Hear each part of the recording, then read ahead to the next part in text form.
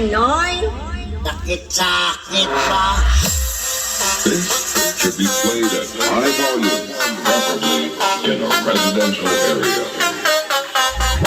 Kalay, nakikinig sa mga bagong remix ni DJ Christian Naive.